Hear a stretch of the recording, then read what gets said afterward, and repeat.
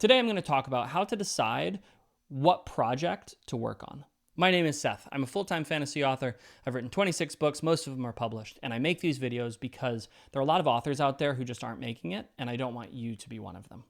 If you're anything like me, you probably have a million different projects that you're working on simultaneously.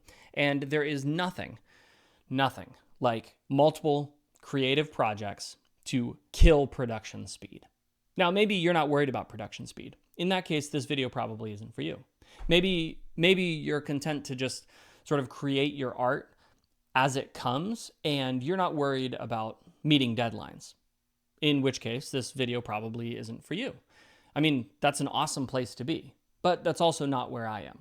I do this professionally, and so I have deadlines that I have to hit, and if I'm honest, I just have a lot of stuff that I'd love to write.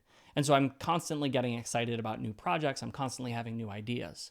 So if that's where you are, if you're trying to hit deadlines, then this video is for you. The question is, how do we decide what to work on next? How do we decide what the right project is? And unfortunately, I have some bad news. We can't. It's not possible to know exactly what you should be working on at any given moment, because we always have options. Now, the exception to this, of course, is if you have a deadline on Friday and you have to finish the book by then that's probably the book that you should be working on. But how often have you picked up a project and all you can think about is something completely different? Maybe you're writing one manuscript, but all you can think about is the character interaction in another story that you're working on. I mean, it happens to me all the time. An author friend of mine was working on a manuscript and was pouring his heart and soul into it, and it just wasn't working. And he slowed down and it really started to drag. And then he got this idea for another story and finally decided, you know what, I'm just going to write this other story, even though I have deadlines that I need to have this manuscript done by. And he started the other story and the words just flowed. It was the right project for that moment. His writer's block completely disappeared. So it's hard to know in any given situation what the right choice is. That doesn't mean, however, that we should just throw up our hands and not make choices. In fact, there is a very clear wrong choice, and the wrong choice is to not make a decision, because that in and of itself is a decision. But that leads us to another question. How do we make a good decision even though we can't necessarily make a perfect decision? And you know, that really is a lot of life, isn't it? Making decisions that aren't perfect to the best of our ability. So what do? Well, we weigh our options. You might make a pros and cons list where you list all the pros on one side of a paper and all the cons on the other, and you weigh them against each other. You might go and ask your friends. You might go and ask your mom.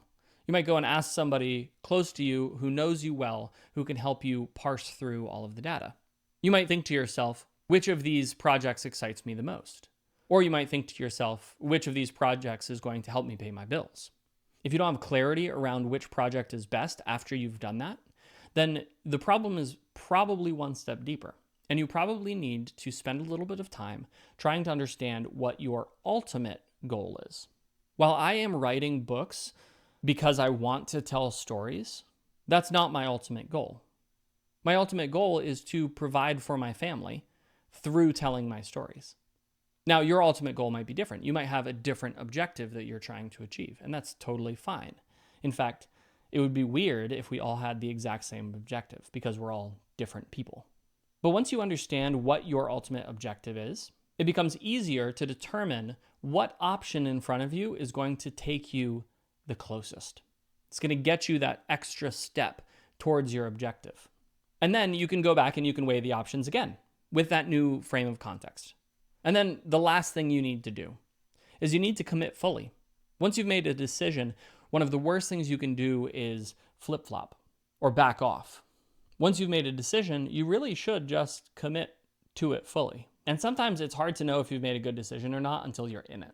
But once you have made a good decision, once you have come to an understanding, you have clarity, you've set your objective, you've set your goal, then what you need to do is commit fully.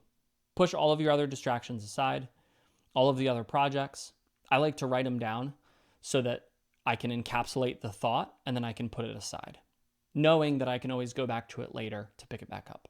Once you've done that, commit yourself fully to this course of action that you've chosen, and don't start anything else until you are done. Part of being an author is having the discipline to see our projects through to the final period.